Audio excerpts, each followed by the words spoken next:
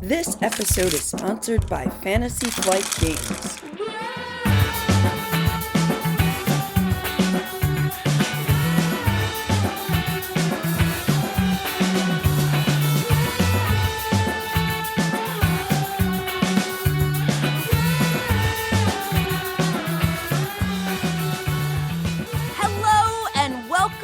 Episode 57 of the Board Game Geek podcast, where we geek out about board games, the mechanisms behind them, and the people who create them.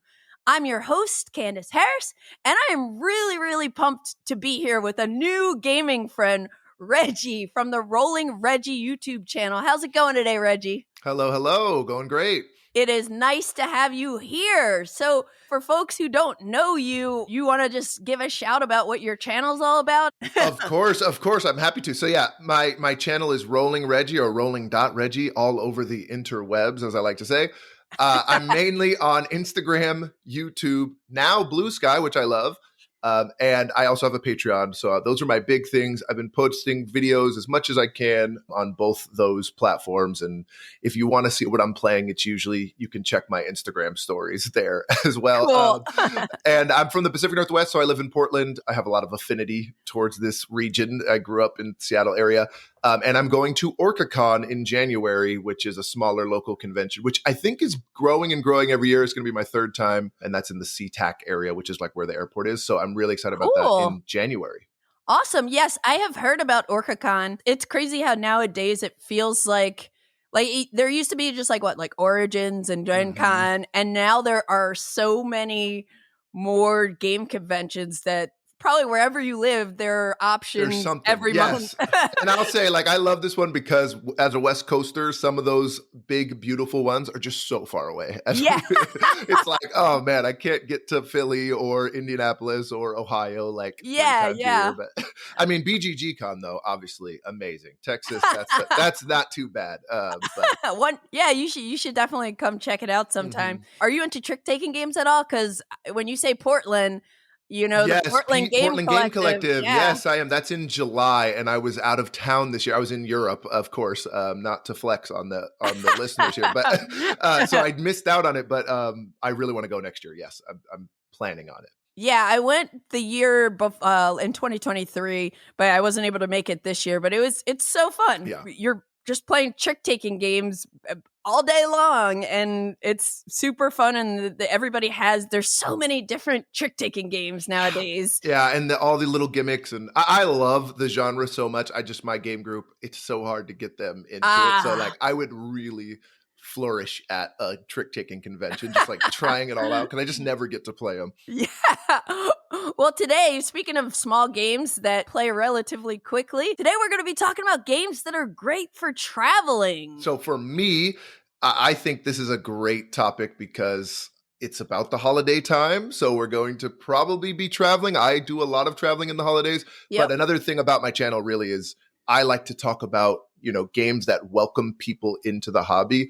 And one thing that is very daunting as someone who introduces a lot of games to new people is when a game takes up a ton of board. Nowadays, we're looking at that and we're like, this is amazing. I'm so excited. But sometimes smaller boxes, smaller footprints on the table are also really great at introducing people and not scaring them off. Yes. Yes. Yeah. People might be a little intimidated if I just break out TI4 and just sit it on the kitchen table, and also for us, serious gamers too, for traveling to conventions, it's great too. I love to be able to put things in a backpack. So for me, this list that we're going to talk about in a little bit, I made sure to stick with games that I could fit in a backpack. That was kind of my thing. Yeah, for sure. And it's I think you and me would agree, and a lot of people listening and who are into board games like us, it's we want to sneak games in whenever we can. And we want to take them with us and be like, hey, we're on a train. Guess what, though? I have a game we can play. Oops, we're on the airport. We have a quick lunch break. Yeah, whatever. Time to play a game. Yeah. Well, anyway, before we start talking about great games for traveling, I'd love to hear what you've been playing lately, Reggie. So let's jump into fresh plays.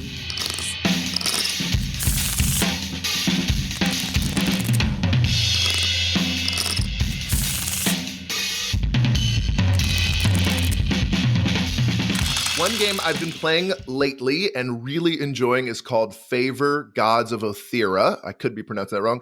This is a review copy. I did receive this, and it has a tie to the Pacific Northwest.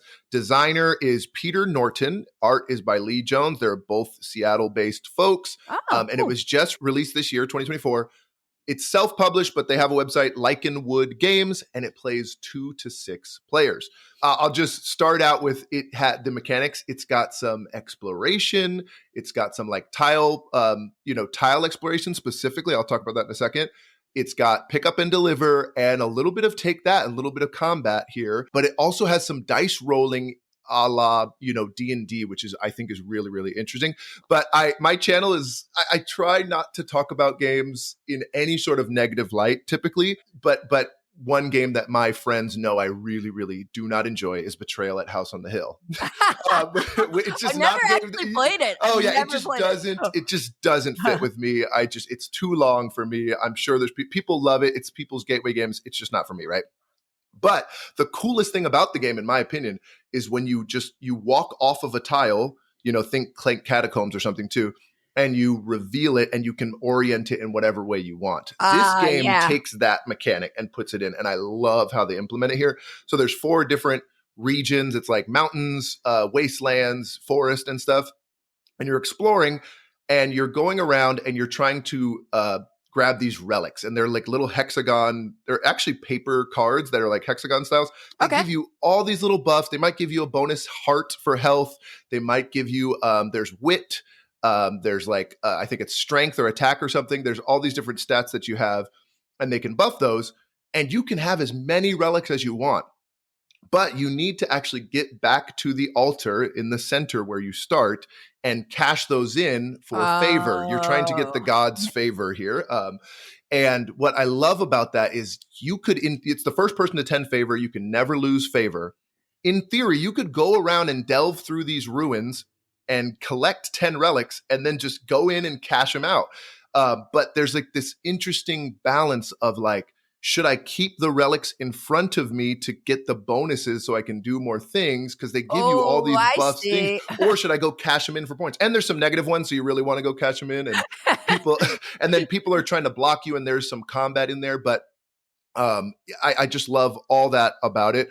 The big thing, though, is the 4 different stats. One of them is hearts, which is health. One of them is like wit, right? And if your base wit is 1, you roll whenever you're doing a wit challenge. This is what I think is very D&D like. You have to roll under that number. And so the dice, though, is nice because it's actually 2 zeros and then 1 through 4. It's a D6. Okay. And that's it. Yeah.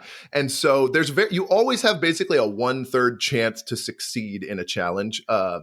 And then it's just got all these little mechanics. There's events that happen throughout the game. There's also, before every turn, there's like a god card that you flip over. So the gods like affect everyone around the table in either a positive way or negative way. But I just love it. It's up to 6 players too. I've only played it at 4 and 5. But it's just been a great, great game of like, you've got a little bit of take that. You've got a little bit of Euro resource management. You've got a little luck with the dice and the events. It's just been a really fun game that I was just really happy to get, and also love to support like a local designer. But for me, it's just been like perfect game for introducing to new folks, and especially people who are gamers. I've mostly played this at conventions and game nights. I don't know how this would go with like a non-gamer. Gotcha. Yeah, but that's Favor, Gods of Oethera. Cool. Yeah, I've never heard of this. I mean, I guess that makes sense if it's a, self-published game. Self-published, yeah. But yeah, I love the games where you're exploring as well. And like that decision, like you're saying about like, when do I cash in these tiles versus I want to use the ability that they have, and you're racing to get to 10 favor. That's really cool. How long does it take to play typically? Yeah, I think it says on the box like 30 to minutes per person is what I would actually like. I would say, but that's not true, because we played a 5-player game in like an hour and a half. So that's not too bad. I think 2 hours is like the cap if you were playing 6 players. So I ignore that. Yeah. I just remembered one thing that I really wanted to touch on. I'm sure if Peter's listening, he's like, please talk about this. There's one other victory condition. Ooh. And there's these banners that are around. So in the 4 regions, if you go to this certain area, you do a roll and you succeed that roll, you take the banner from the board. Okay. If someone else goes to that same location, I think it's the settlement tile, and they roll and they succeed, they take that banner from you. And there are 4 banners, and they each give you a little bonus also. So like if you have the forest banner, you get +1 health or whatever. If you get the wasteland, you get +1 wit. But the crazy thing is if you get all 4 banners at any time, if you have all 4 of them, you also just win the game. Auto immediately. victory. Auto victory, which I love. And I did win in my first game that way. And that felt so good. So that's cool. Yeah, that's cool. And it's highly asymmetric too. I completely did not mention that each of the characters are like have different abilities that you can use, and they also have different stats, like very, very slightly asymmetric stats, which I think is a great way to do asymmetry. Cool. Yeah, that sounds really good. And I love when there are multiple victory conditions too, because you're like, oh, how's the game going to end? How's the game going to end? Gotta watch Reggie there. I know. And there's some table talk, and it's great, but sometimes some people are better at combat, some people are better at the wit rolls, some people are better exploring. It's awesome. Yeah. Cool. Favor gods of Oethera. Oethera, yeah. Yeah, very nice, very nice. Okay, so you and I, before we hit record, we're talking about how we love card games, a lot of like TCGs, whatnot. I also am like a huge fan of deck building games. And I recently finally played this Star Wars, the deck building game. Yep. And I had heard good things about it. It came out in 2023, and I did get a copy from the publisher of this one, Fantasy Flight, I think. Games. Yep. And this one is designed by Caleb Grace, who is also the co-creator and senior designer of Marvel Champions, the card game, which we were talking about that you love. And also Lord of the Rings, the card game, which you haven't played yet, which I love. But love both IPs as well. So yeah, they have similar DNA. But this is Star Wars, the deck building game. It's a 2-player competitive game. One player is going to be the Empire. The other player is going to be Rebels. And basically, just like normal deck building games, each player starts with like their, boring little basic starter cards. And during the game, you're going to be getting new cards. But this game has a few twists, and they're very thematic twists too, because the card market where you're able to get cards is called the Galaxy Row. And, you just picture whatever's out there. It's like stuff that's in the galaxy, right? It's Star Wars. And one of the things that's really neat about it is as cards come into the market, you will orient them. So if there are units, like if it's an Empire unit, it's going to face the Empire player. If it's a Rebel unit, it's going to face the Rebel player. They're also neutral cards too. So they just kind of face straight down kind of thing. Yeah.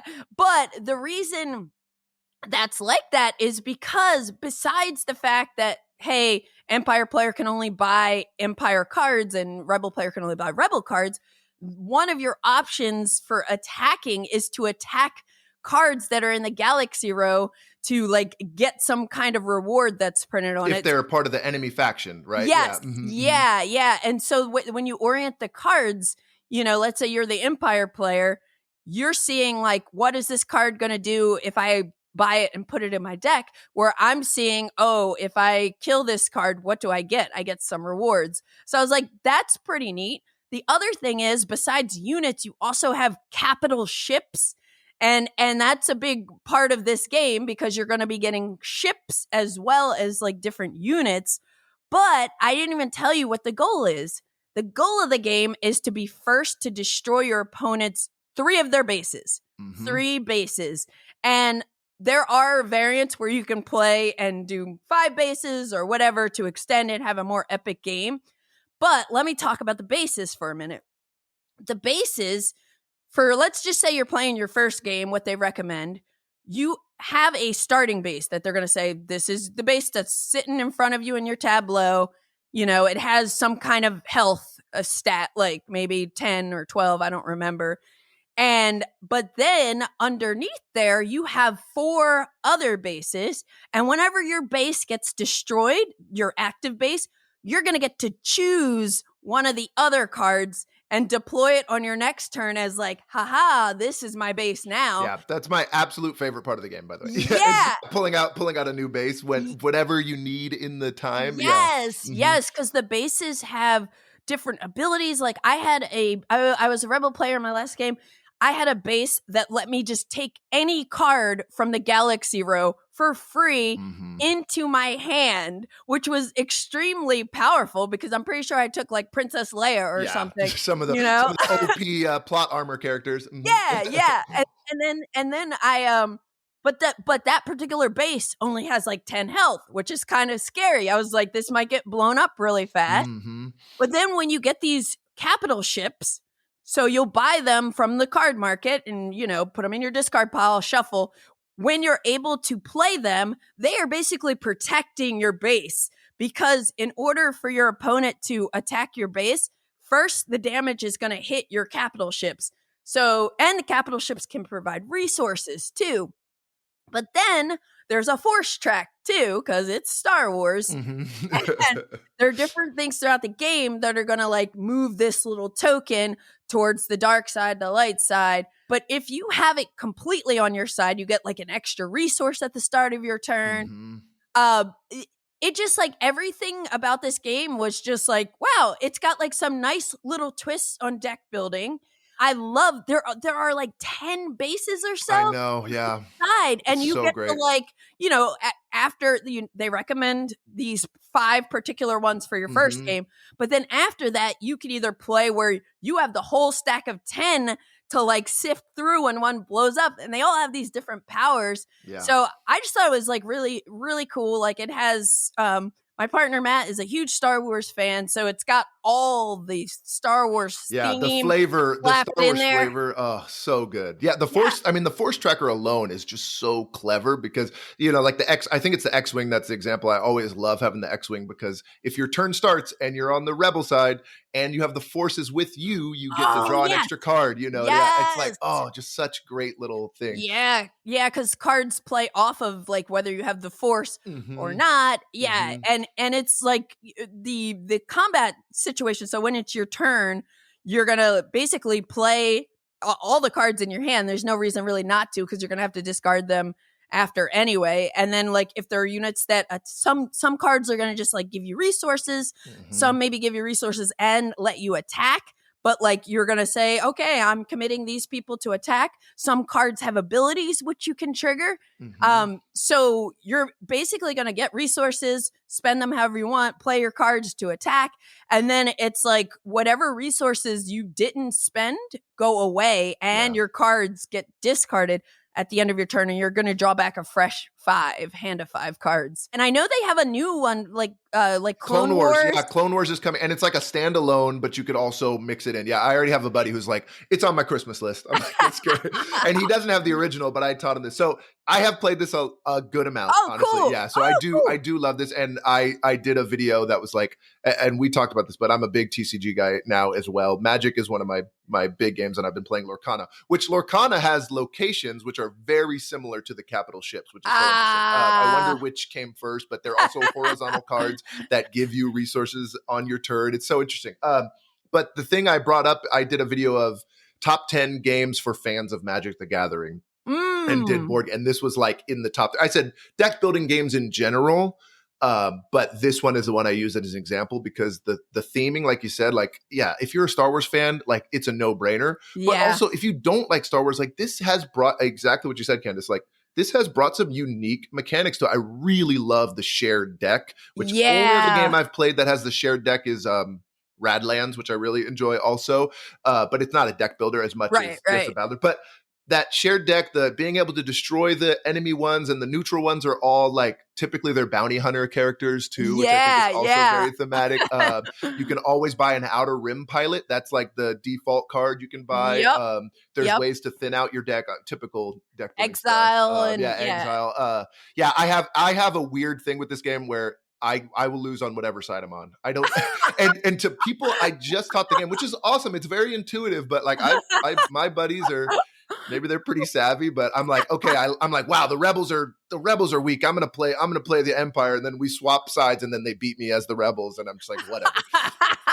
But yeah, and the another cool thing is that like I feel like thematically like the Empire has all these big ships. Yeah. And like and the rebels are a little scrappier. Yeah, right. And again, to use TCG terms, it's like the Empire is very much a control deck that takes some time to build up, and the rebels are very aggro and trying to poke you down. And if the rebels don't typically win early, then the Empire will get enough capital ships to win, which I think is really awesome. So it's got a very much a defined play style, so you can play the one you like too. And it's like 30, 45 minutes, and it's definitely tense, especially like after that one base is destroyed, and it's like, okay, I got your base, I got a base, I got a base, and it's like, what's gonna happen?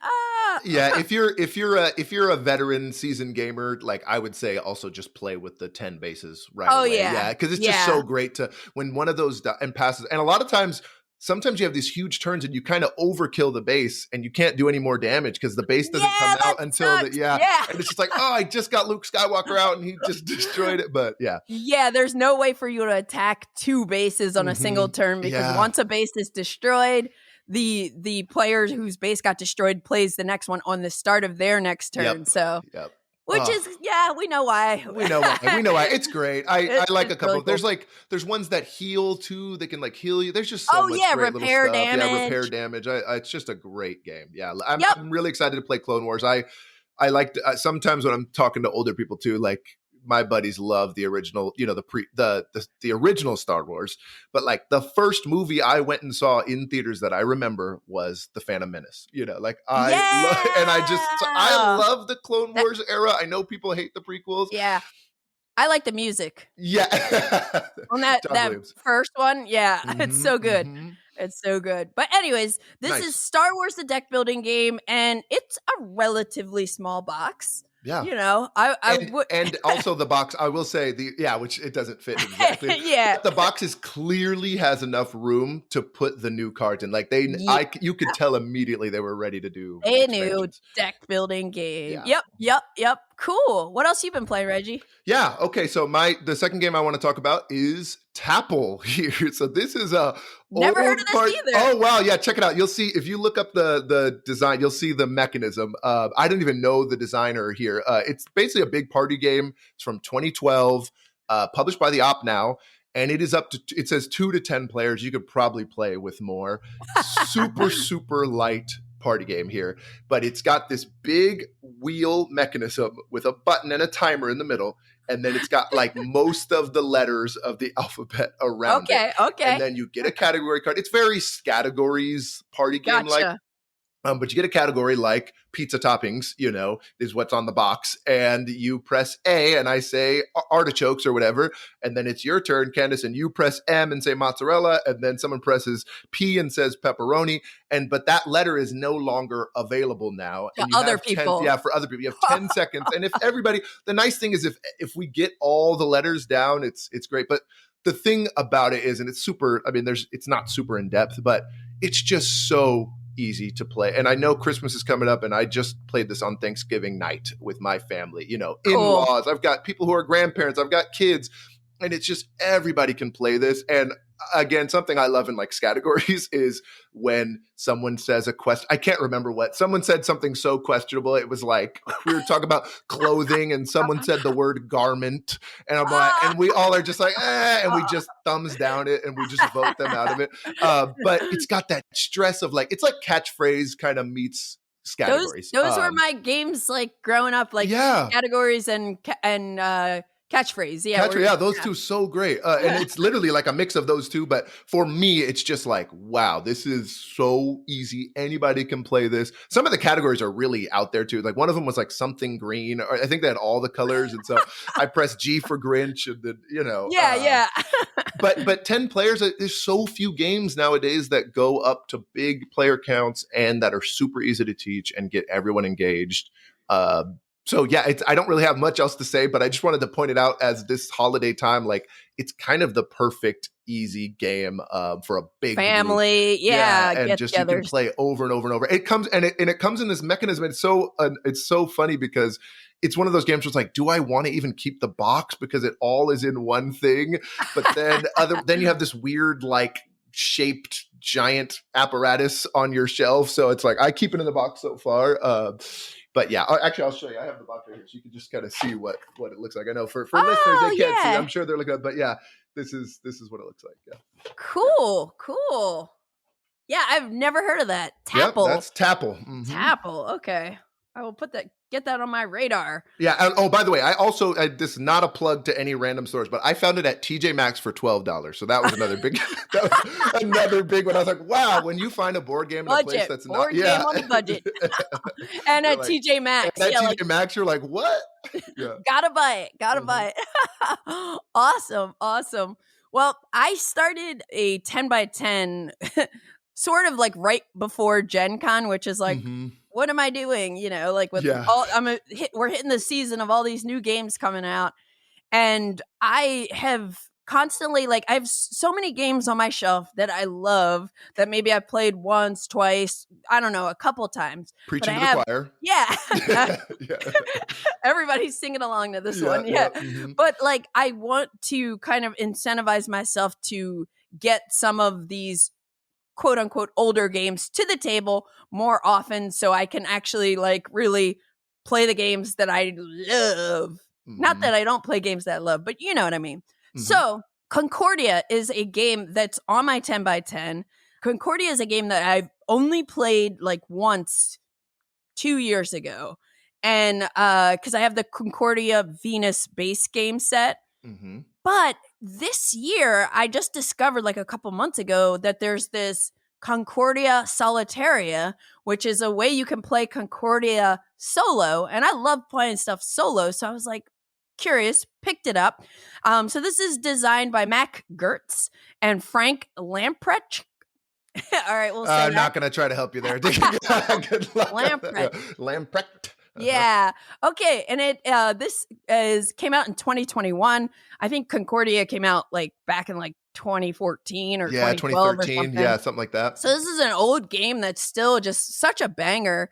It's published by PD Verlag, and that's the German publisher, and then Rio Grande Games does the English editions of all of the Concordia games, to my knowledge. But this is an expansion that lets you play Concordia solo against an AI opponent named Contrarius. What a great name. Contrarius, yeah. I mean, I know a lot of people hate Farmer Edith from Three Sisters, but Contrarius is pretty great. Contrarius is pretty great for an AI opponent for Concordia. But you could also play this game with two human players, and you can play co-op against Contrarius, or you can play 2-player competitive with Contrarius as a third dummy player. So, like, that is all really awesome. I haven't tried the co-op yet. I've only tried the solo. For people who aren't familiar with Concordia, I'll just kind of give a brief overview of what's happening there. So, everyone is going to start the game with these 10 personality cards. These are action cards. And you have an identical deck. And you'll have a map, and there are lots of different maps you can get for Concordia. But they're these like kind of like very dry Euro game looking maps, but they're beautiful too. Like I don't know, the colors. Like I love the look of the maps for Concordia. They're nice and big. On the board, you have these different locations, like provinces that have cities, and every city is going to get seeded with. Not every city. There's one city where everybody starts in, like the capital city, but every other city is going to get seeded randomly, semi-randomly with these resource tokens, being like, okay, if I build a house on this city that is a cloth city, I own a cloth city. I can produce cloth. Okay. But what's going to happen is on your turn, you're going to play one of the cards from your hand, one of these action cards. And it's going to stay on the table. Then it was your next turn, you're going to play a different card and take that action. At some point, you're going to want to retrieve your cards. And there's one card, the Tribune, that lets you pick up all the cards you played and kind of do a reset. So that's really cool because so many games have modeled off of that, like Concordia action card gameplay mechanic. But like some of the things you're doing is you have like a land colonist and a boat colonist that's a sea, and you can move them onto these different paths. After you move them, you can build in cities that you're adjacent to. You're going to be spending resources. In this game, every player has a storehouse with a limited space for how many resources you can actually hold. Yeah, 10 spots for including your colonists and your resources, right? Yeah. Exactly. So it's there's some serious resource management in this game. But like other things you could do, like there's a card that's going to allow you to produce goods in a province. And the cool thing about that is you pick whatever province you want, as long as the token, as long as it hasn't been activated already. So you activate a province, you get a bonus good, and then you flip that tile over, and now it's going to show 1 or 2 coins to Steri. It's going to show 1 or 2 coins. So at some point, and then that particular province cannot be reactivated until someone takes the action, which is the same action card, to say, hey, I'm going to take all the money for the coins that are visible in these flip tiles, but then you flip them back over so everybody can start producing from the regions again. So there's a lot of like really cool player interaction where like certain things you do are going to help everybody. And just the timing of like when does it make sense to just collect all that money versus like, you know, I want to do something else, you know. The other thing is this is a deck building game, essentially. Like you're going to be buying new cards for your deck. Those cards are going to give you more actions that you can, action options that you can take before you have to like pick up all your cards. And they're like usually better versions of what you have. Some are like similar to the ones you start with, but they also, your action cards impact scoring. And this is a game where you don't score until the very end of the game, which is really, really fascinating. So almost like Great Western Trail or something. Like I love games where you're just like, you're not feeling bad if I'm in, you know, 3rd place or 4th place because I don't know where I am. I just got to keep trying to do the best I can do, you know?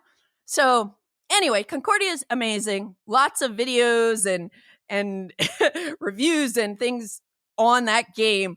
But the solo mode, for people who have not played the solo mode, this is like one of the best solo modes for a game that I have played. I've heard that. Yeah. Yeah, it is so awesome because number one, it feels like you're playing against someone. Like, so when you play solo, you have a special set of cards that you'll use for your like action cards. And then Contrarius has a face-up tableau that starts with like 6 cards. And on these cards that you have, every single action you take, Contrarius has a response. And you know exactly what the response is. Like, oh, if I do this, Contrarius is going to get to build a house. And it's like, you might not know where the house is going to go exactly because they have these like 4 special dice that you roll for different things. But Contrarius is going to take a card from the market if I do this. But I really want to do this because I need to move my... So you're getting to, like, you're basically, what you do is driving what Contrarius does. And that's, it sounds so awesome. I've heard this and I want to play it so badly. And also, you know, it really, what you're saying, it feels like you're playing a real opponent. I can totally believe that because you kind of know it's like, if I play this card, my opponent is going to try to go for this, or, you know, if you're watching your opponent, you kind of know what they might be going for in a lot of board games. So it's just so awesome that you can see in your hand what the AI opponent will do based on this thing, but you really need that action, but you're going to trigger something. Yeah. And it's just like, it's fast too. Like after, like now that I've played it once with this, like the next time I play it, like you can play this fast because sometimes it is just that they get Contrarius will gain some points during the game as a reaction to what you're doing, but you have a card that will allow you to copy the effect of one of Contrarius's cards. Once you do that, you have to put the card face down, so you can only do that once, but that gives you some more options. Contrarius takes cards and like adds them face up to the tableau. which are going to help Contrarius score at the end of the game, because the scoring works the same. The other thing is, I had multiple moments in this game where Contrarius, I was like, please don't take that card. Like, I really want to get that card, but I need to get one more cloth before I can afford that. Contrarius took that card. Yeah. Please don't. Please, on my next turn, I'm going to build right there. Contrarius built there, so now I have to pay more money if I want to build there too. So like that interaction that's like so satisfying when you play this game, multiplayer competitive, is still there. And it's just such a smooth system. Yeah. So the other thing was, like, I thought I was going to get crushed. Like, I was just like, oh my gosh, Contrarius is getting a lot of cards. There are a lot of houses out there, you know. And when I scored it up, I ended up with 165 and Contrarius had like 163. It was tight so tight. Yeah. So I was like, this is such a well-designed solo system. If you like solo games where running the AI is really simple, where you have that like interaction like you're playing against humans, and tight scoring. So yeah, and my friend Tim was saying the co-op mode is really, really cool too. Yeah, that sounds interesting. I've just always wanted. I rented this game from the library, the OG Concordia, played it, and I just absolutely. It's funny that it's called a deck builder. I really feel like it's just a hand management game where you can purchase some cards, but whatever. Just some of the cards in the game are just so. It's just some of the mechanics are so genius. Like the playing the card to be able to copy your opponent's face-up discard. So it seems like they put that in here with the Solitaria with Contrarius. Yep. And then the one where, you playing all your cards, and then the later you wait, you want to play that recall card. The Tribune. Tribune to get all that get back. The money. Yeah, too. You get all that money. It's just like, all that's great. But I actually played it for the first time with my buddy, and we did not realize that you could trade as many as you wanted, as many goods. Two different types, but as much as you want. As much as you want. Yeah. And we were like only trading one thing. And gotcha. We still like loved the game. And then I read that at the after, and I'm like, oh my gosh, I really learned this wrong. But I just wanted to point out that I just got this. And I always prefer games IRL, but I did just get the digital edition on Steam. I have it on the iPad. I have it on my iPad. Yeah. It just looks awesome. Ugh. It's just like really a fantastic game. And the way the scoring works is at the bottom of all your action cards, your personality cards, there's going to be like a category, or I forget what they call them. They're the gods. It's all the different gods, like Jupiter and Mars and all that. Yeah. So basically each one of those scores a different condition. Like sometimes you might be scoring based on your money, or based on how many houses that you have out, or the types of goods that your houses produce. And the cool thing is that I haven't like really leaned into yet, because I don't think I'm like the grandmaster strategist of this game, but is that like as you buy new action cards for your hand, your deck, I guess it's not a deck because they're always in your hand or on the table, but you can look and synergize. Like, hey, if I'm doing like really well with getting like all my colonists out on the board, I want to get more cards that have that tag on it, because when I score, that's going to multiply my points. And the scoring awesome. system is really just cool. Getting cards for the actions themselves, but also for the scoring at the end game is just chef's kiss. Yeah, love that. Yeah. I love that. So this is Concordia is just one of those like bangers that is still like such a banger, and I can't wait to play it more. I mean, it's been a staple since both of us, I guess, if we started in the last like 6 or 7 years, this game has been like highly regarded as long as I have been in the hobby. So I like forced myself to play it this year, and I was not disappointed, but I really would love to play Solitaria. I love an AI opponent with its own name. I know you love PAX Premier has a Wakan or something too. And that's what this reminds me of. Or Everdell has one that's really cool too. It's one of the expansions from Spirecrest, I think. It's like the spider. Gotcha. And so it's really cool to be able to play 2-player and add that third just for a little more interaction. I would like to play that way also. Root does that too with the hirelings. Like, yep. Yeah. I think that's great. Also, like you're saying, because there are a couple maps that are a little better for like 2 players if you're going to play Concordia. But I don't think I would ever not play with Contrarius as a third player. Yeah. I mean, some people don't like to manage it. I can understand not wanting to manage it, but I also said, I don't know when I was talking about this game, some video or something, but I think the Roman theme is extremely like, it seems pasted on, you know, it's like, and people say that too, but I was like, man, I would love if they did like a fictional, like sci-fi planet or like a fantasy world. Like this game would be so cool if they just put a different theme on it for map. Yes. Yeah. Oh, it'd be so cool. But that is a great idea. Hey, but there's games. Listen, Rolling Reggie says it. I'll take a commission. get a fantasy world on there. Middle Earth, Concordia, Middle Earth. You know. Yo, that would be so cool. Yep. But even still, like for a game that like looks like a dry, dusty Euro game, dusty. it's magical. It's really, really good. So anyway, that is Concordia Solitaria. And now a word from our sponsor.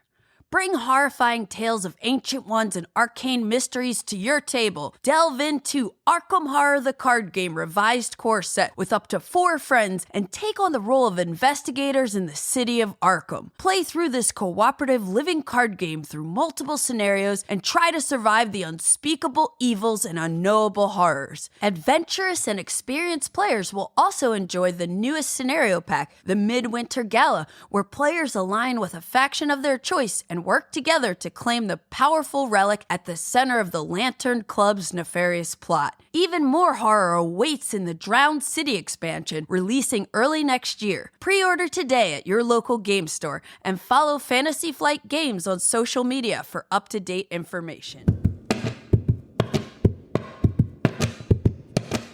Reggie, we're talking about great games for travel today. How hard was it for you to come up with your list? Not too difficult for me. I had been sitting on a list of this. This is another thing content creators will understand, listeners here. My Google Doc of ideas for videos is so long and has not, they just don't, I release like 2 videos a month. So they just sit there, but I had a nice list here, but to narrow it down to 5, was a little tough. I think, like I said, I wanted to make sure that they could fit in a backpack because I want to be able to put it on not my carry-on, but in my personal item on a plane. Because you never know if you need to pull it out on the plane, in the airport. Like if it's in your luggage and gets checked, you know. So that's what I did. I tried to do ones with less footprint on the table, but that wasn't an absolute requirement for me. What about you? Same here. Like I was thinking stuff that fits in your backpack.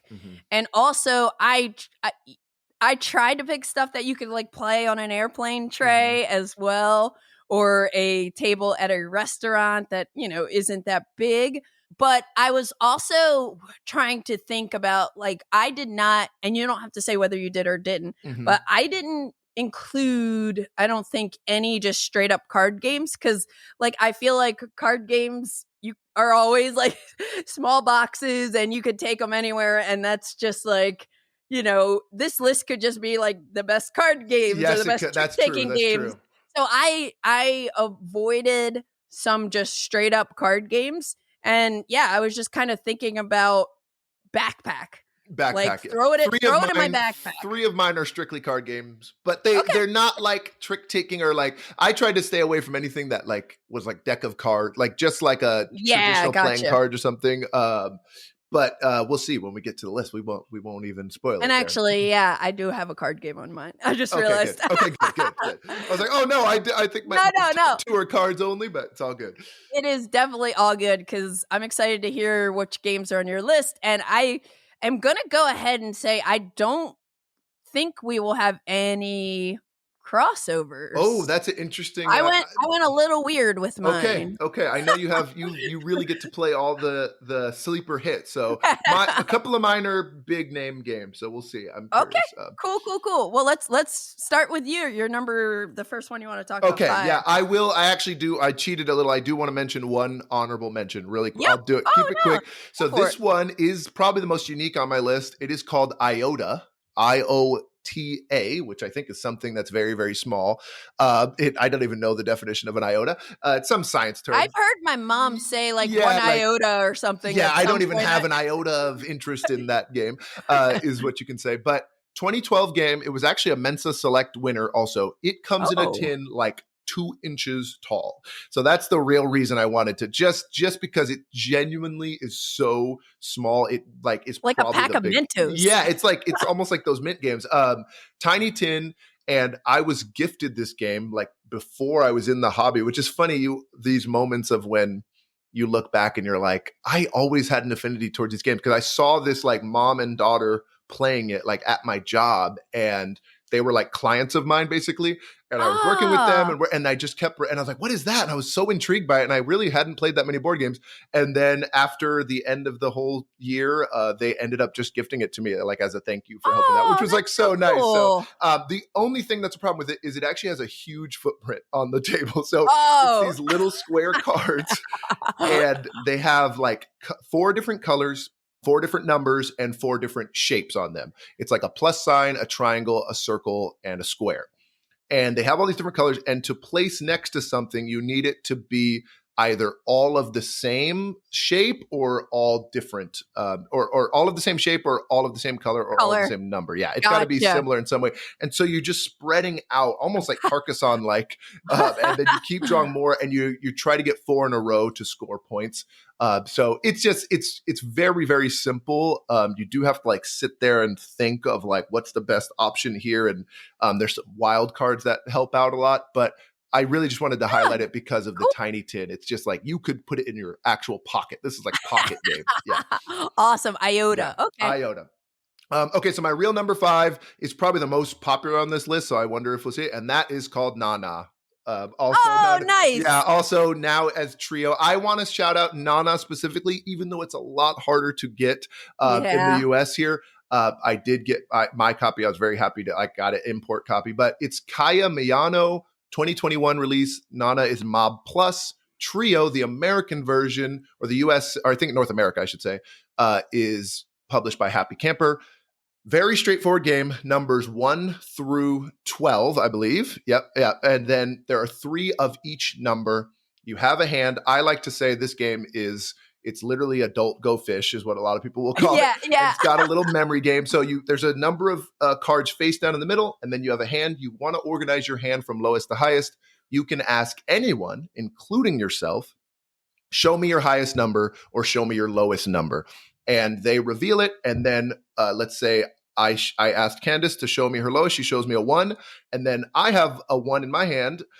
So I want to find the third number 1 card. So I'll like flip in the middle, and it's like the number 4. As soon as you have 2 numbers that don't match, your turn is over. Yeah.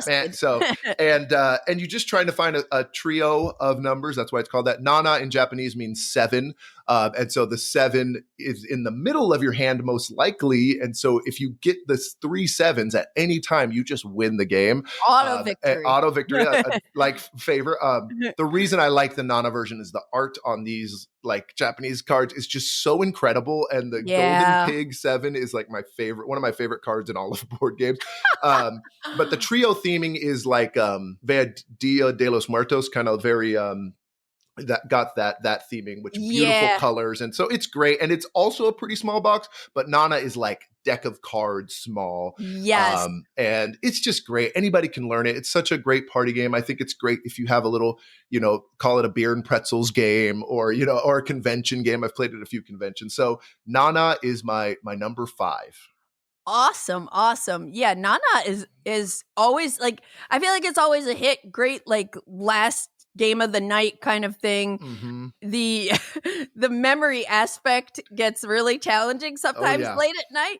Mm-hmm. But I have the Christmas version of Nana, awesome. Which is like, again, the art is just fantastic.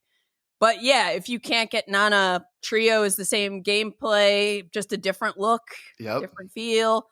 Cool. And cheap, and it's affordable too. Like this is a lot of these small games, I'm sure on a list are pretty cheap as well. Yes. So I do have some honorable mentions that I'm going to Okay, great. sneak in, but I'm going to do them at the end. Okay. I'm going to do them at the end. So the first game on my list, my number 5, is Sardegna. Sardegna is a new 2024 version of an older game called Creta. And this is by Stefan Dora, who I think is the designer of For Sale and a bunch of other awesome games. The copy that I have for the new version is published by Plate, and they hooked me up with a copy of it. This is a game that someone told me about Creta years ago, and I tried to get a copy of it because I love area majority games. But this particular new version, Sardegna, plays with 2 to 4 players, and it's a small backpack size box. And the beauty of it is the game box unfolds to become the game board. Amazing. Yeah, because I'm pretty sure the original version of this game was a normal, big game box. So this game does not have the smallest footprint, but it's a lot of game in a small box. So this is an area majority game. Everybody's going to get an identical set of character cards. It's almost got some Concordia vibes here, people. Okay. But love yeah, to hear it. Everybody's going to have these 10 cards. I think it's 10 of them.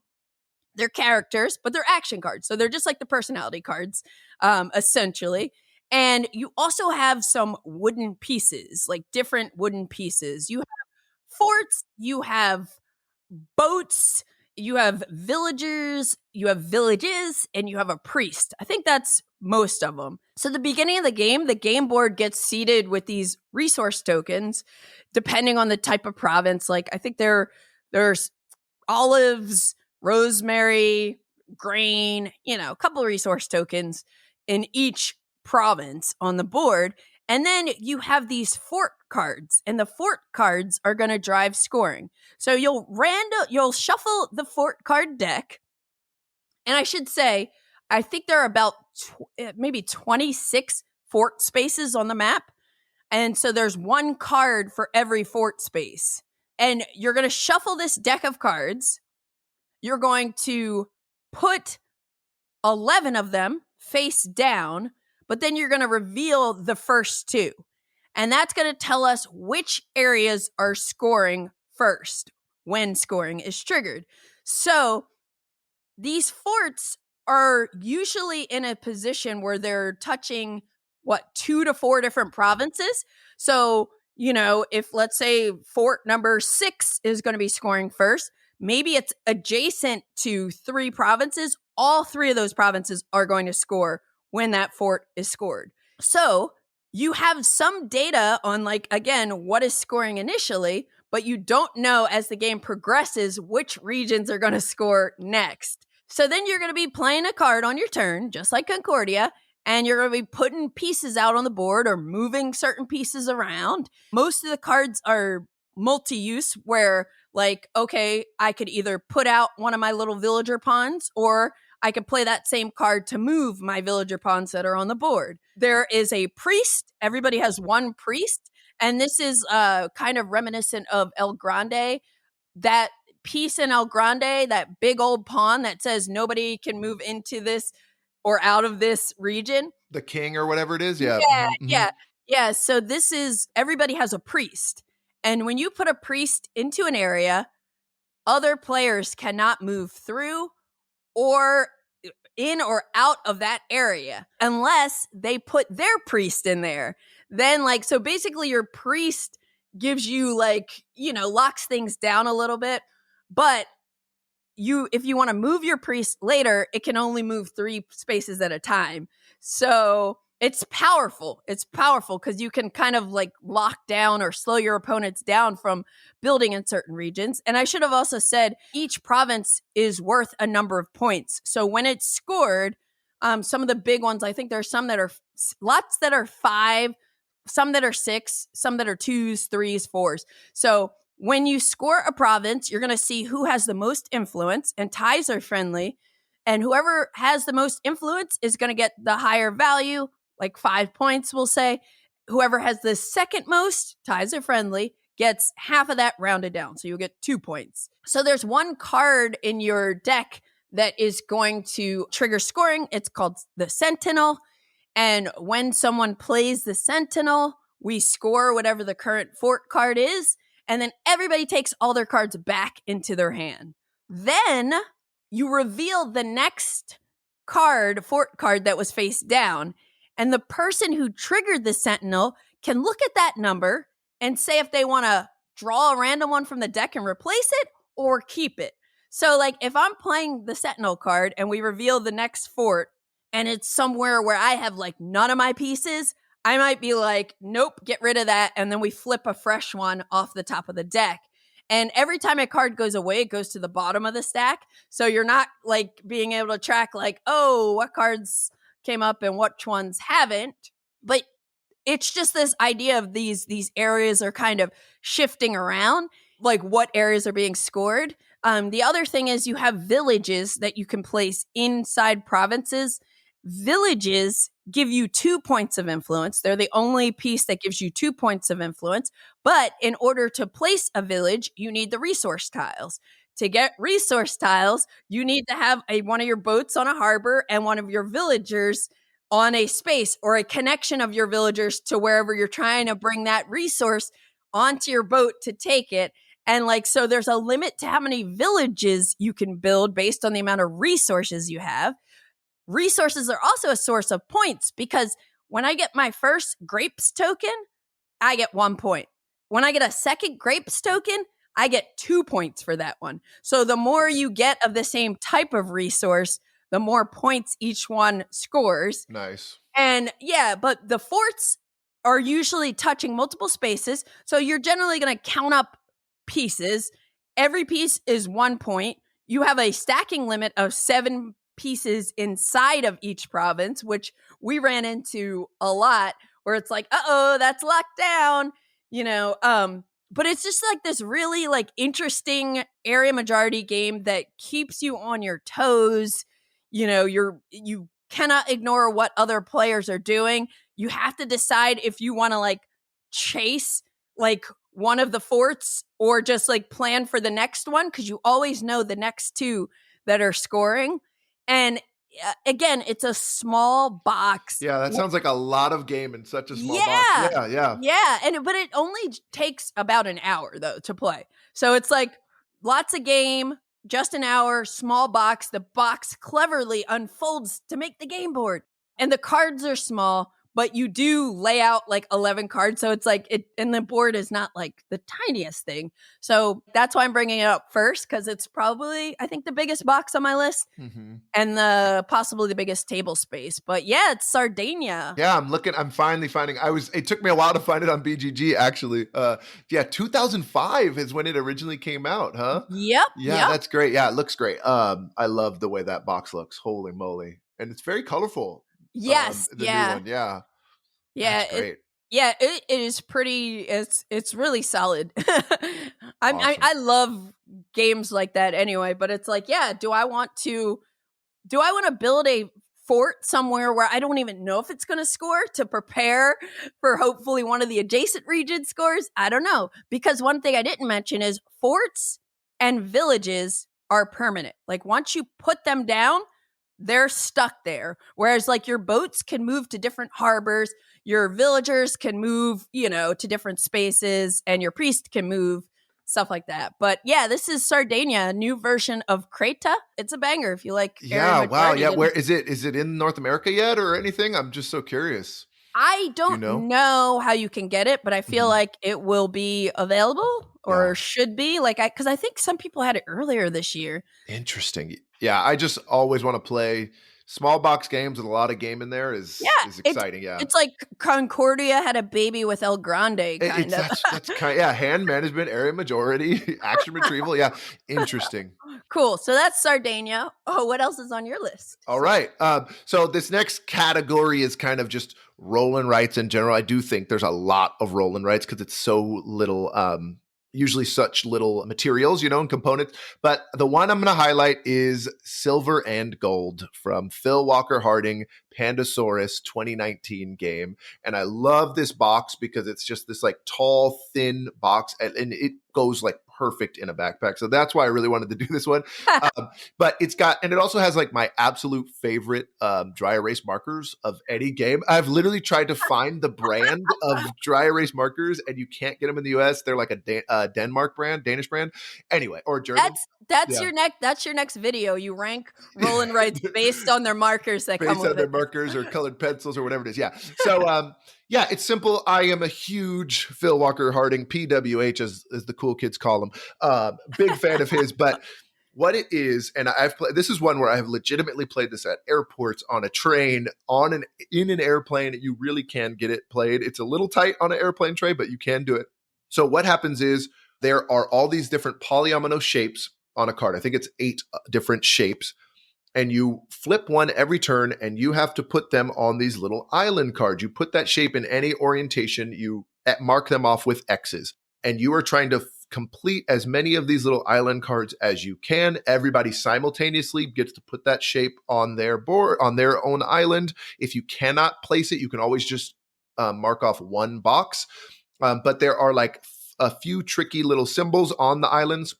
One is the red X. Anytime you do like an X marks a spot, it's very like piratey themed. If you get an X, you get to mark off any one square on either of your 2 islands. If you get a coin, that is going to mark out. You have this little coin track on your own little scorecard. Again, every single thing in the game is like the size of a regular old playing card, maybe even a little smaller, and that's great. But your little personal scoring, you mark off a coin. There's 3 coins or 3 rows of 4 coins. When you complete a row, you will also get a like coin bonus. And so the first person to do that will get like 5 points. Next person gets 4. Next person gets 3, whatever. Very, very Phil Walker Harding. He does that in a lot of his games as well. Then there's also the palm trees. And when you cross off a palm tree, you look at the market of 4 cards in the middle of the board or table, wherever you're playing, or train. And there you score points in your palm tree category based on how many palm trees are available in the market. And with that, but it's got that puzzly piece for people who love that polyomino thing, but it's also got a very quick, breezy gameplay of flip one card, everybody plays. But it's 8 cards in the polyomino stack, and only 7 of them are going to be revealed. So you can kind of, hope that certain things come out, but you can't always guarantee that you're going to get the shape you need. You can kind of set yourself up for the big T shape to come out when you need it, and hope that works out. There's a new version coming soon called Pyramids, which I don't think is in the US yet, but I watched like a video on it on Board Game Geek, actually. And nice. Oh my gosh, that it looks, because you have to like enter into these like tombs. You have to enter in from a certain location and move through them instead with the polyomino shapes. That looks amazing. But the original one for me is just, it's so simple, but for a real, quote unquote, real gamer trademarked, you can still enjoy the experience. Yeah, it's simple. Phil Walker Harding goodness is Silver and Gold. Do you know that one? Cool. I played this once, like, yeah, 2 or 3 years ago, but like I wasn't super into like rolling rights or flipping rights. So back then, yeah, but I remember it, and good call on just rolling rights in general. Yeah, they really do, and they have, it's not just cards. Like you have the markers, you get to do things. Yeah, and it's got some cool bonuses where there's like these, each of them, it's even numbers. It's like 8, 10, 12, and 14 are the number of squares on the island. And that's how many points you get if you complete that. And a few of them have these little stamps in the corner. And when you they'll give you like bonuses, like it'll be like an orange stamp of a 2, and then you'll get 2 extra points for every orange island you've completed too. So there's a lot more strategy to it than you might think looking at front face. And then when I teach people, I'm always like, oh yeah, then there's this rule, and then there's this rule. You think it's like this super easy game. For a gamer, I mean, it's like the easiest game in the world. But yeah, it's great. Cool. And 4 rounds, very quick. I think 15, 20 minutes is really typically how much we play that. But the box is just perfect size. Nice. I think rolling rights in most cases. I mean, not Twilight Inscription, but Mhm. but like most roll and writes would be definitely good travel games, and there's so much variety out there for them. So Yeah, I guess technically it's a flip and right. I should say no dice, but yes, I think I like flip and rights more, to be honest. So flip and right, because there's okay. a little more consistency when you know what the deck of cards is or whatever. So yeah. Yeah, gotcha. Okay, cool. So my number 4 is it's kind of a double uh because it's 2 games by the same designer, same publisher, and it's Age of Civilization and or Age of Galaxy. These are games designed by Jeffrey CCH. Age of Civilization came out 2019, I think Galaxy like 2021 or something. It's published by Ice Makes. Both games play with 1 to 4 players. And I have only played Age of Galaxy, but Age of Galaxy is a 4X game that's like pocket size. Wow. I mean, the first picture on BGG for Age of Civilization is playing on an airplane tray. Exactly.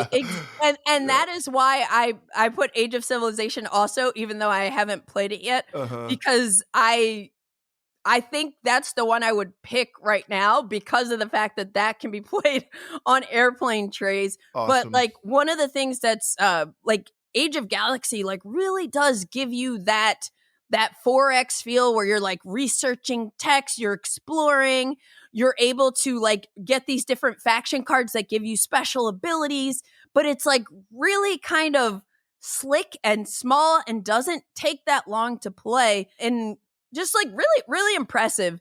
And so Age of Civilization, which came first, is a like pocket-sized civ building game. So you're getting like the experience of, building wonders, but developing your culture, all sorts of things you get from big civilization building games in a small box. And I think I am, because I will be traveling for PAX Unplugged. I think Age of Civilization is going to be in my backpack. Yeah, I mean, that's the thing about these games is like and even my list, you can see it's relatively light so far. And it's so hard to travel with these big Ticket to Ride size games or God forbid, like Castles of Burgundy special edition or something. Arcs, I see. Yeah. So this is definitely like more of a gamer's game, I don't know. It's not like the most complex thing in the world, but people who haven't played many board games might find it like pretty challenging to learn. But for people like me / us, like if you want like a slightly meaty game in a small box, I think both of these are like really, really, really fantastic. Of course, again, I haven't played Civilization, but I know Galaxy is based off of Civilization, and I love that both of these play solo. So I like having that. I was trying to, with the games that I picked, have a wide range of player counts, because I think that's also, when you're traveling, you're maybe traveling with one person, maybe meeting up with 3 people to do this and that, so I wanted some flexibility with player counts. And I also wanted to try to come up with things that maybe people wouldn't think about. So yeah, so that's Age of Civilization and or Age of Galaxy. Yeah, that sounds great. Yeah. It's good, but I love the art on the Age of Galaxy. It looks really cool on the new one here too.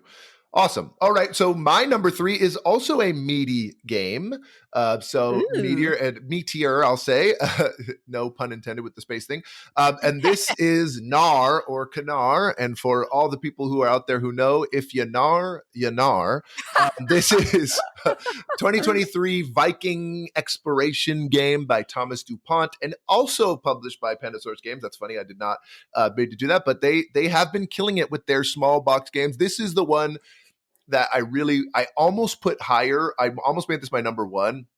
The 2 above are just so compact that I just think it really means that they're just so small. But this is like the smallest box game that like really packs a punch that I own, I would say. So Knarr is a game where it's these beautiful like tarot sized cards, and they are all these different Vikings of 5 different colors. It's like green, red, purple, yellow, and blue. But then they also have multiple different symbols, whether it be points, bracelets, recruits, or reputation, which is a liar symbol, which I love.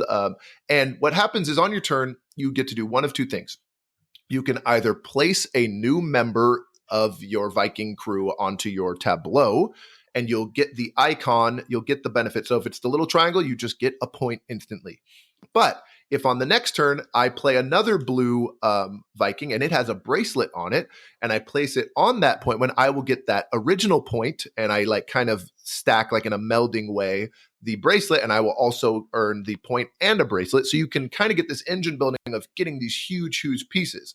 But the other thing you can do on your turn is explore. And so you'll actually spend those Vikings in your crew so they leave your tableau, so that you can purchase these, I think they call them like destinations or land. Yeah, the destinations are these big lands that give you big influxes of points as well. So there's this awesome balance of like, do I want to just play from my hand to keep gathering more and more resources or points, or do I want to go and explore? And so the recruit symbol, which is like a little helmet, those can be used as a wild for exploring destinations as well. And then there are these 3 bracelets, and you kind of have to, if you're following along here listening and you're not driving, you can look at the symbols above the destinations. I tend to listen to this in the car, so I'm like, Yeah. but there's 3 columns above your Viking ship. And you can spend bracelets. If you spend 1 bracelet, you will get all the resources in column 1. If you spend 2 bracelets, you get 2. If you spend 3, you get all 3 columns. And so that's another engine building thing. Every single destination you purchase will stack above your ship, so you can have this huge buyout later.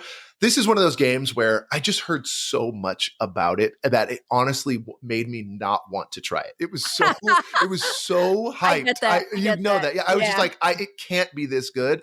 And I played it on BGA, and I was like, it's all right online. And then I played it. I opened up the box, and the board folded in half, and then it has these nice little bits, and then the card art is just gorgeous, and they're these tarot-sized cards that come in a nice little tuck box within the box. It fits in, I mean, it's like, I don't even know, maybe 8 inches. Like, it is a very small box, cool. And it just completely won me over. The other thing is, like, Vikings, not real. I mean, like, we've talked about this. I'm a Lord of the Rings. I love the fantasy world. I love nature, like everything. I usually nature theme is what gets me. But something about this one, the engine building piece, I really love the reputation, which is the last symbol I didn't talk about.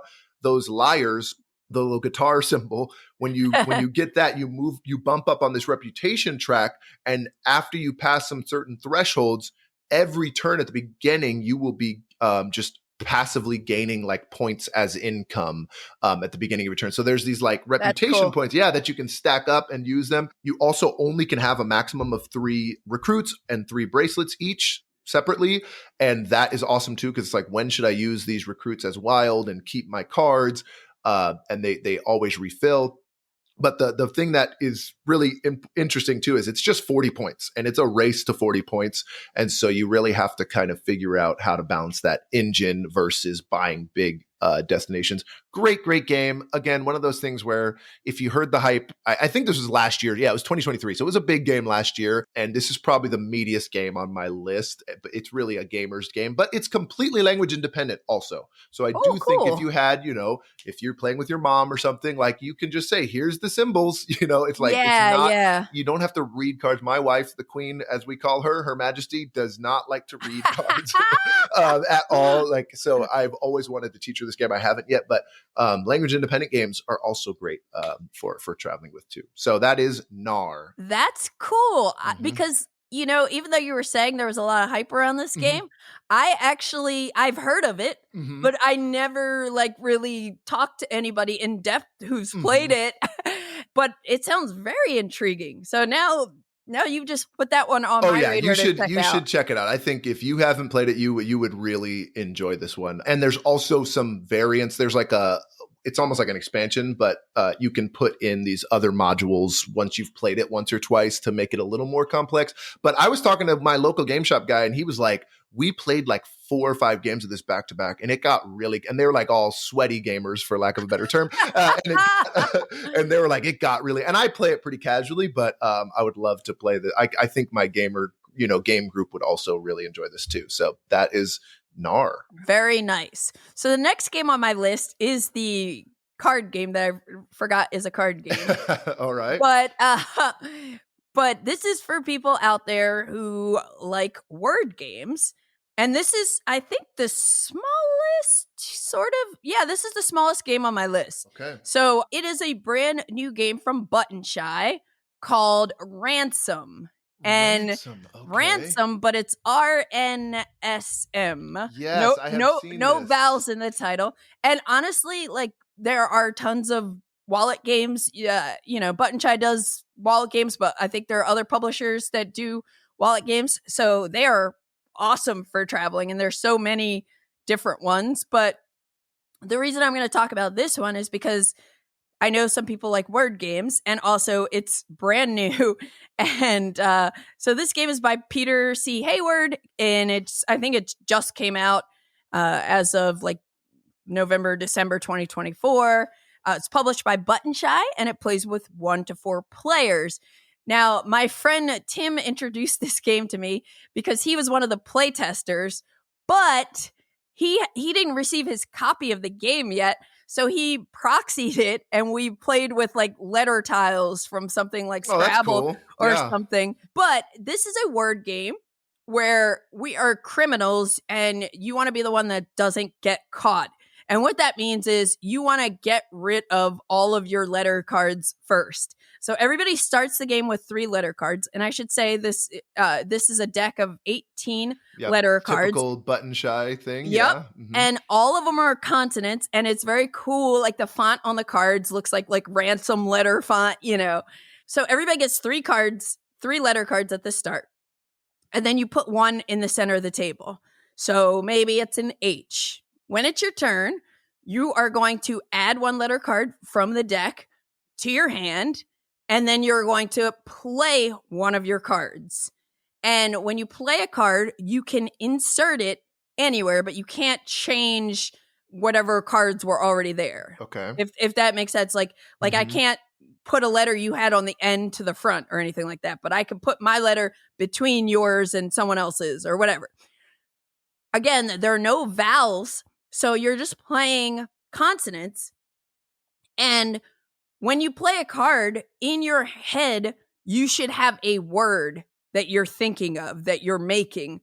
Wow, this is like the license plate game, when you make a word with the 3 letters in a license plate, on the back. Yeah. So you want to have a word in mind, and that word can it just needs to use the letters that are on the table in the relative order, but you could have any more letters, squeezed in. Any more vowels, or can you add other consonants? Oh, okay, only vowels. It could be any. No. Any letters. It could be any letters. Oh, yeah. Interesting. So, like, if I had H, if there was an H on the table, then an S, then an E, I could put a U to make like house in my head. Or I could put a C to make choose or whatever. It doesn't matter. Just the order of the letters is the order they have to fall in the full word, whatever the full word is that's in your head. So anyway, let's say I add a letter and everybody's like, okay, you're looking at the letters. You're like, I see a word there. So I'm not going to challenge. But eventually it's going to get to a point where because your other option is on your turn, you take a letter, you challenge the person who played before you, and they have to say what the word is. Yeah. And what happens is, if they know the word, I think they get to get rid of 2 cards. If you're challenged and you like win the challenge, you get to get rid of 2 cards. Yeah, so remember, the goal of the game is you're trying to like get rid of all your cards first. And then I think it just depends on, like, somebody gets rid of a card or gets rid of 2 cards, depending on the result of the challenge. But eventually, since it's 18 cards, you're going to run out of cards probably before the round is ended. So if you're the person to draw the last card, you are forced to play a card and say a word. Immediately. Wow. But what happens is sometimes you don't have great letters in your hand, and you're trying to like sort of like bluff and make people think it's a word. Like, don't challenge me. That's definitely a word, but it's like, it does not take up that much space. It's very thinky. It's very easy to learn, to teach. And it's like just a small travel game that you can play just about anywhere, with just about anyone, and Yeah, it's quick, that's easy. There's a solo interesting. mode. Yeah, and there's an expansion for it too, which I think adds more letters or maybe complexity, like you were saying with the last. Adds numbers or something somehow. Puts the Batman symbol in there. Wow, I love the BGG description. Outwit your criminal compatriots with clever wordplay to make sure you're not the one who gets caught. Yep. And the one mechanism it has is spelling. So hopefully you can spell. Cool. So that is Ransom. Ransom. That's awesome. I honestly, maybe this is too inside baseball, but I got an email about this game if I wanted to cover it because I love Button Shy. Yeah. I did not reply, and now I want to check it out. It seems so interesting. I thought it was a spin on a different game. It looks like CDSK, which is like a party game. I don't know if you've seen that one. A totally different company. And I thought it was. Think so. No, I don't think it is now that I know how it plays. I just assumed that. Or I mean, I don't think I haven't heard of that game. Okay, yeah. CD one. It's like a trivia style game. It seems really cool too. But my number 2 game is Button Shy in general. So we actually have there's the crossover. There's the crossover. I mean, you can't make a travel list without talking about these wallet games. It is. Some of these are such a feat of game design with 18 cards. Like they get so many design applications a year. And people do competitions on BGG all the time of like trying to do 18 card game design. Deck. Yeah. It's just so awesome. I'm a mega fan. I do receive a lot of review copies. So I'm only going to talk about games that I've purchased myself, but I just have a top 3, which is Skulls of Sedlec by Dustin Dobson, Tussie Mussie, Elizabeth Hargrave, and Food Chain Island, Scott Alms, which is probably my personal favorite, but it's a solo game. Yeah, I'm going to talk about Skulls of Sedlec because I have actually traveled with this game a lot. I took this on my honeymoon. My wife and I played this on the beach, so it's great. Cool. So this is Skulls of Sedlec is a 2020 game by Dustin Dobson. It is Button Shy, so it is an 18-card deck.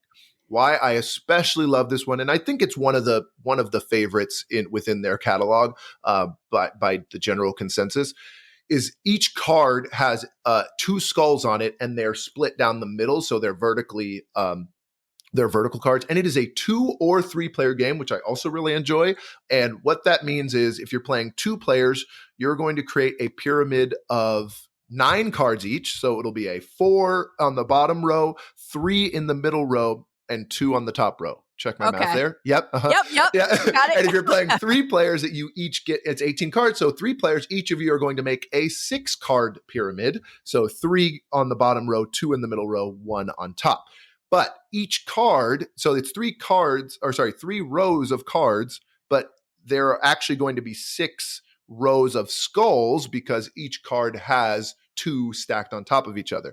And it's like themed, you're some sort of like monk in like the 14th century. I actually don't even know. Yeah, it's something like that. But you're like, the skulls are really, really clever. There are my personal favorite, which are just the peasants, and they are just the yellow ones, and they just score you 1 point generally on their own if they're anywhere in your pyramid. And sorry, importantly, your hand is 2 cards maximum.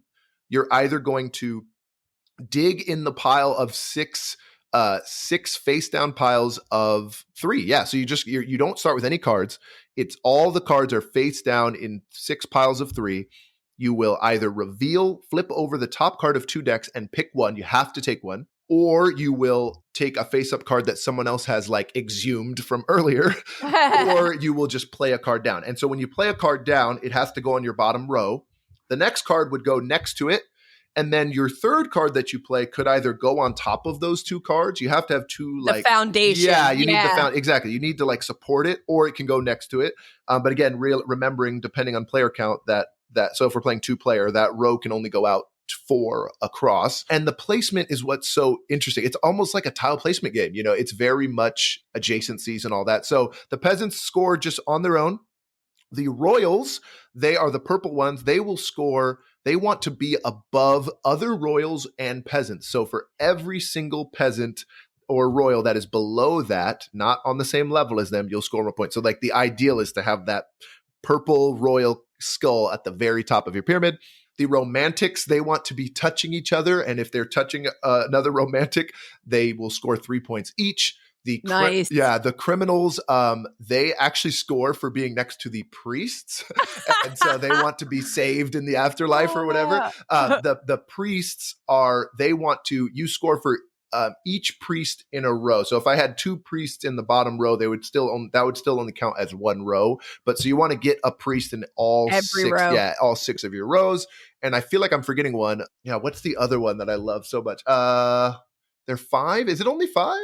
Have you played this one? Do you remember? I've only played this once, and you're like making me want to put this in my backpack because I enjoyed it, but I forgot all about it. Yeah, the and their expansions. Yeah, their expansions. Those are the 5. Okay, I second guessed myself. I should have known. Okay. So anyway, you put them all out, and it's so quick. I mean, 10 to 15 minutes, especially a 2-player game when you know the game. It does take up a little bit of table, but again, like I've played this on an airplane. I've played this on the beach of the Dominican Republic, and you're in 16th honeymoon century. game. Yeah, honeymoon game. There you go. So Skulls of Sedlec. It's great drafting, pattern building, set collection, and specific adjacencies.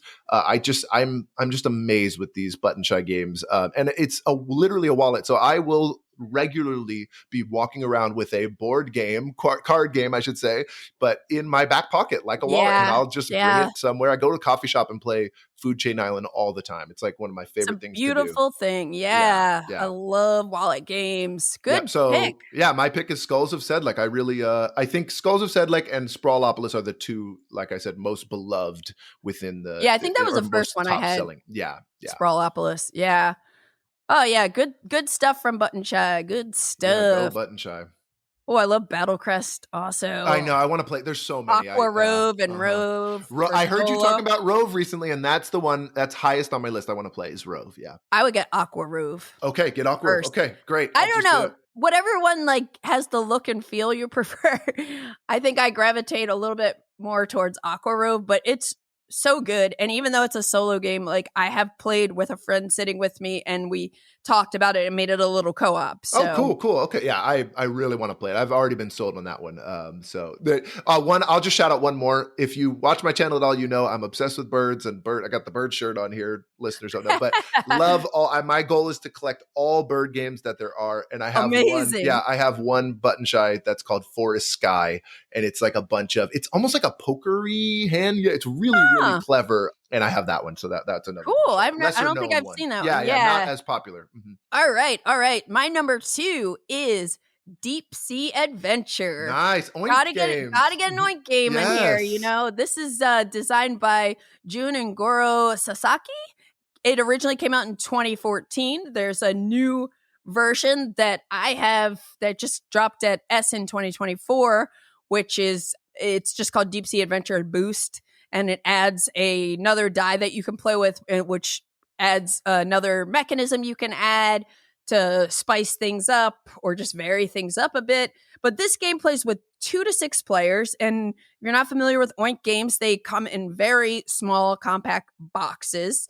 And in this game, we're basically rival explorers diving deep down into the sea, and we're trying to find treasures.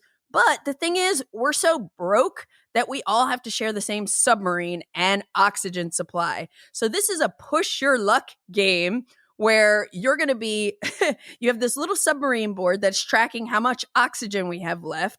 And it starts on 25. You're going to make a path going deep down with these artifact chips. And there are different levels of them. So maybe the first level of chips only have like 1 or 2 points, but they're face down, so you don't know how many points are on each tile.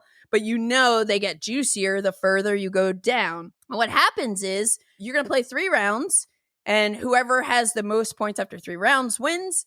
But to gain points, you need to go get these artifact chips and bring them back to the submarine without dying because you lost oxygen before you were able to get back. And you basically take turns going clockwise.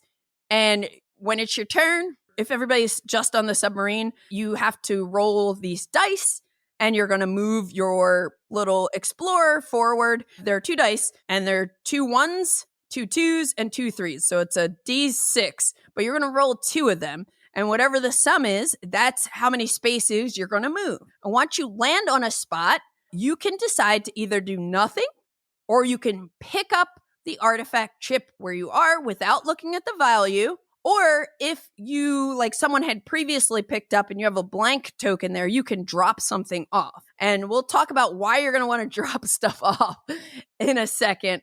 But after the game gets going, you know, we're moving on down, looking for treasures. The other thing is you leap over other players. So you could get further whether you want to or not, depending on what you roll and your position to other players. But when you pick up an artifact chip, again, you don't know how many points exactly are on the back of it. When you roll in the future, you decide if you want to turn back or if you want to keep going. So that's the first thing on your turn. Do you want to keep going? All right, you're going to keep going because you're greedy, right? You're greedy. Always push your luck. Yeah. No risky, no bisky. So for each artifact token that you have to reduce the oxygen by 1 at the start of your turn. Then you're going to roll your dice. The artifacts you're carrying also impact your movement. So for each artifact, you're going to subtract 1 from your rolled result. So it's like if you carry 3 artifacts and you roll, 2 1s, you're not moving anywhere. And so imagine this, other players are going to be picking up artifacts and moving, and on their turn, oxygen is draining. Yeah. So it's very much like this awesome little suspenseful push your luck game that's in a tiny box that is like fairly easy to like learn. It plays with up to 6 players. You can take it anywhere, and that like semi-cooperative nature of like, hey, like, are you gonna go back? Uh-oh, that person went back. Do I keep going to just like go get a deeper treasure, or do I not?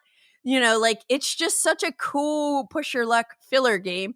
The other thing is anybody who gets stuck when the oxygen runs out. So the round is going to end either when the oxygen runs out or when everybody made it back to the submarine, which we know that's probably not happening. Somebody is getting stuck and getting knocked out. And any chips, any of the artifacts that they had are going to go to the end of the map. The other thing is, what I didn't say is when you pick up an artifact, you replace that spot with one of these little X tokens saying, there's nothing here, but it's still a spot. So when you go into the next round, any spots that have X's are removed and you're like shrinking your map and you're kind of like getting closer to the juicier things. But I mean, that's pretty much it. It's you're rolling, moving, deciding if you want to like turn back or keep picking up stuff, knowing how that impacts oxygen and your weight. And like I said, this game's been around since 2014. I just played it for the first time at Gen Con this year. And like, I loved it. The other cool thing is when I got my version that I have, they were selling this little container that you can fit 2 Oink games in. Ooh. And it serves as a dice roller. Oh, I need it. Yeah. It's really, really adorable. Wait, that's so amazing. Oh, yeah. That's and great. Then so you can fit 2, sorry people who can't see it. Yeah, poor listeners, it's amazing.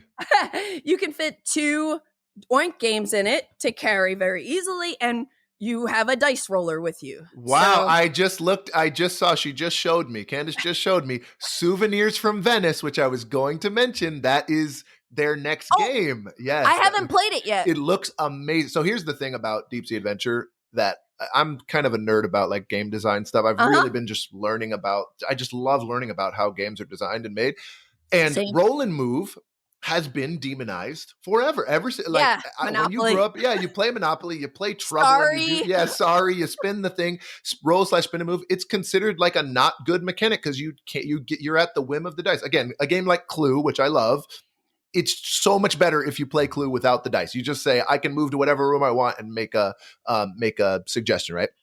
This guy, I think it's Jun Sasaki or what's it? Sasaki? Yeah. He's came up with this just amazing way to make roll and move like work. And it's just so awesome that way. And his newest game, which is what I'm very excited to check out this one because I just went to Venice this year and I loved it. It's called Souvenirs from Venice. And it's a grid of tiles. and you roll dice and you have to move in a different direction trying to do set collection, but you move along the grid based on the dice. So cool. Yeah, I haven't played it yet. And actually, I was just buying this because of the container. I didn't even realize the other game was in there till I got back, and I was like, okay, well, I'm glad I didn't just spend $45 on just a single game in a little box. Yeah. But it's the same designer, so I'm sure it's great. I will say with Oink Games, I just love them so much also. I'm a big fan. I have another Steam plug. I have the Let's Play Oink Games. It's a Steam collection of like 5 Steam games.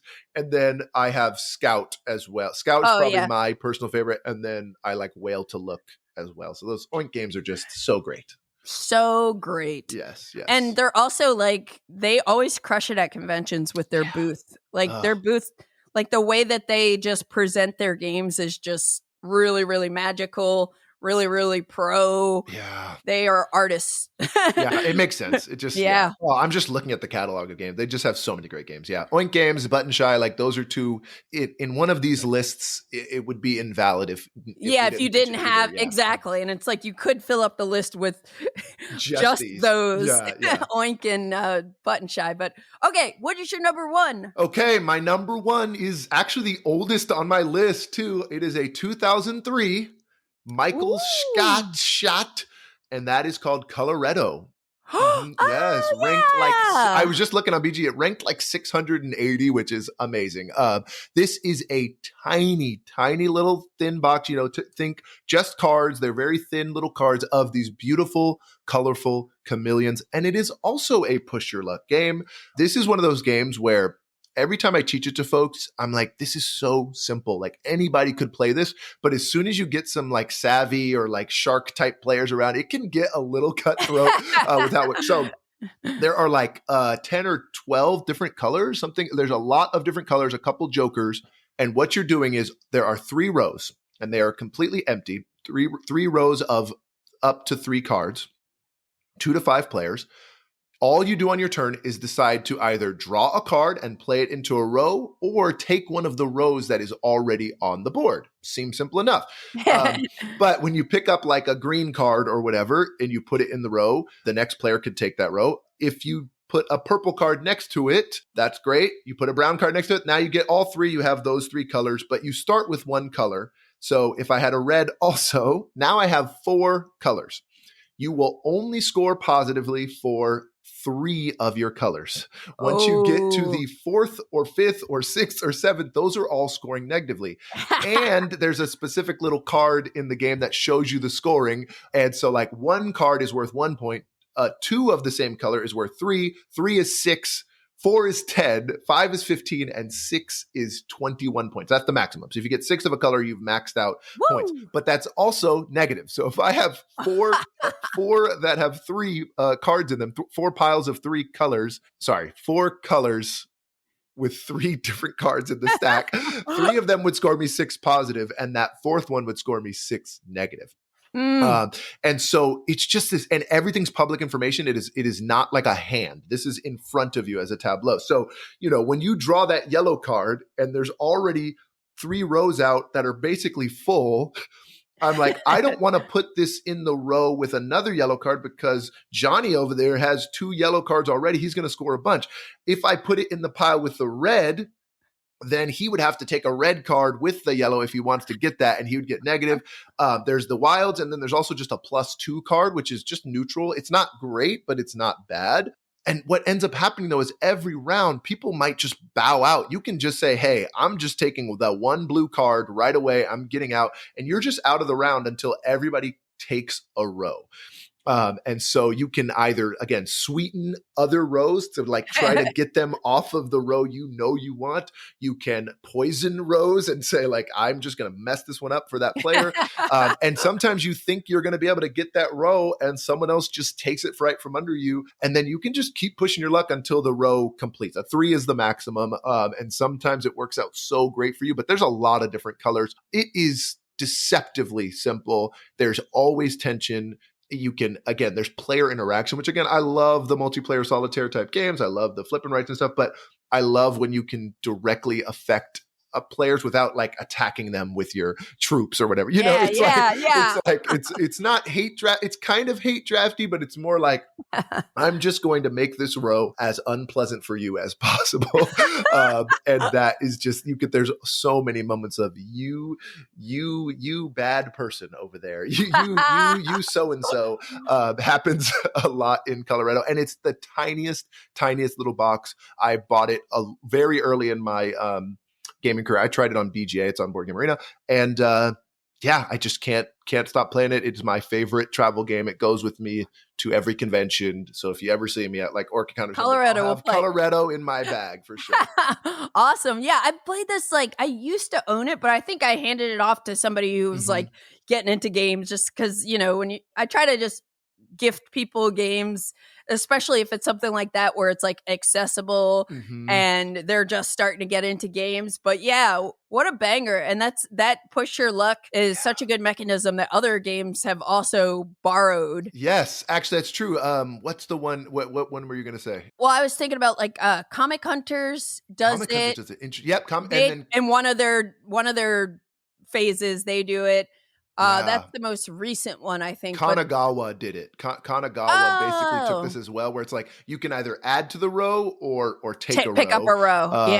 And that was a great one that I have in my collection. And then there's another one pretty recently called Triketa. That is also pretty, and that does it too. Yeah. So I'm like, these are all and Coloretto. It's a 2003 game, and I would play Triketa does that too. Yeah, but I was like, I would play this right now. I just love I just showed it at a small convention here in Oregon, and there was a couple with us, and they're like, we are buying this right now, and I'm like, yeah, it's like $10, so go ahead. Awesome, cool. So I guess we'll go to my number one. Let's hear it. My number one is not an old game. It is actually a newer game, and it is a game that the setup time is 0 minutes. Can I guess? Yes. Is it Seaside? It is Seaside. Yeah. Oh man, I've heard so many good things about this game. Yeah, okay, I'm so excited. Yeah. I had to pick Seaside here because this is a new game from 2024 that came out at Gen Con, and it's designed by Brian Burgoyne, and it's published by Rudolph. It's published by Randolph. Yeah. It's published by Randolph, and I was provided a review copy of this game. I actually played a prototype of it the year before in 2023 and really, really enjoyed it. Plays with 1 to 5 players. So again, we have the whole, a big spectrum of player counts. And it is a game that there's no box. It comes in a little sack, and it's got these nice, slightly chunky wooden discs that either have rocks, some of them have shells, some of them have worms, some of them have crabs, some of them are like beach tiles, some of them are seagulls, some of them are waves, and all these discs are double-sided. And low-key, on your turn, you take a disc and you decide if you want to play it on the front side or the back side. And depending on what you choose, these different types of effects will be triggered. For example, if you choose to take it as a shell or a worm or a crab, those get dropped into the sea, which is kind of a central area of the table, but you also get to take another turn because there's a little arrow that's like, okay, if you want to take this as a worm, drop it in the sea, and then you draw another disc. There are some that when you play them, they'll go in front of you, like rocks. And once you have a pair of rocks, you get to, when you take a rock and it's your second rock, you take all of the crabs that are in the sea area, and you get to take one from another player.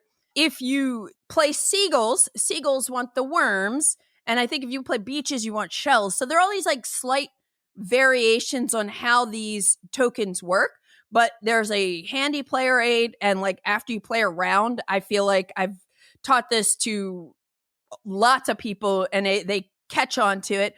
We were playing this at a winery at some point, and it was just funny how many people were just like, oh, what is that? What is that? Because it's like, it looks cool. Like, what are these? It's really got, I just love the innovative like component. I mean, it's, everybody talks about it all the time. There's all these games coming out all the time and there's so many similarities. And it's just, he's like, hey, here's or whoever, I forgot, I didn't even hear the designer's name, but here's a canvas bag of wooden discs. And I dare you to play it on a beach. Yeah. Yeah. It's just like, man, that's just awesome. And the other thing is like the goal of the game, like you're going to play till the bag runs out. For different player counts, like you'll take out a number of discs, but whoever has the highest stack, like at the end of the game, you just stack up any of these tokens that are in your tableau and you see who has the highest stack and that person wins. Yeah, that's just awesome. I mean, you can't, you just get like, it's just, you got to keep an eye on this designer. Yeah. What is the name again? Let's just get Brian Burgoyne. Yeah. Like, I'm like, whatever. It's just innovative. So innovative. I'm like, I want, just, hey, at the end of the game, who's got the biggest stack? It's like a Mario Party game or something, it's like. Yeah. Yeah. And it's just like, pass this bag around, like decide, like sometimes depending on what you take, you get to draw again, but like you're passing this bag around, you're watching what other people are doing. Like, I'm not going to put a crab out there if you're about to get a second rock. So you're definitely like care about what other players are doing. And it's just like, it's so easy to travel with. So Seaside, good guess. Seaside. Setup 0 is pretty rare. I would say there's like 2 or 3 games where it's like setup is absolutely nothing. That is awesome. Yeah. Great choice. Thanks. And then like my couple honorable mentions, I'll just say real fast. Another Oink Game Insider I found that to be like a real crowd pleaser. It doesn't take up that much space. For a card game, I would say, or 2 card games, I would shout out Sea Salt and Paper. I think plays really well at all the different player counts. And I had to try very hard not to mention Sea Salt and Paper because it is my go-to travel game, but and Scout too. Yeah. But then I was like, I have Deep Sea Adventure, I have Seaside. I was like, I can't also have Sea Salt, Salt and Paper. And then also the Crew Mission Deep Sea was another one for like a great card game because it's like there's so much to explore within that box. For the heavy gamers, the box for PAX Transhumanity is very small. The table setup is a little bit bigger, the footprint, but it's great. Plays solo, plays 1 to 4. Innovation is another like card game that has a lot going on. Is that Carl Chuddik Carl Chuddik? Yep. And then I also had Shipwreck Arcana, which is a cooperative game that's a small box of these like tarot cards where we're working together, like a cooperative deduction game. And then the last one I will mention is Mini Rogue for people who are into those like dungeon crawl kind of experiences and exploration and like that fantasy setting. And Mini Rogue can be played solo. It can be played cooperatively with, I think, 3 players if you have one of the expansions. But this is a game that just kind of surprised me with like how exciting it is. Like you're diving into this dungeon, which is like this grid of cards. It's like almost all cards. And you're, doing skill checks and you have different encounters. So I feel like for people who, like if that kind of game is your jam, like Mini Rogue, I don't know if there's another one as small as that to take. But anyway, it's amazing how many games are great for travel. Because again, like the roll and write, like there's so many roll and writes and flip and writes that are small boxes, the wallet games, the Oink games. And I'm glad that we both agree about Button Shy. Button Shy. Yeah. We had good. Yeah. And we didn't go too hard into the card games. But again, there's so many trick takers out there, that are such a small box of cards. Yeah.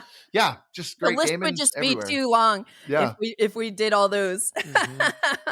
But yeah, Reggie, is great talking to you. And like, I'm so glad that you brought some games onto my radar, like several new games that you mentioned.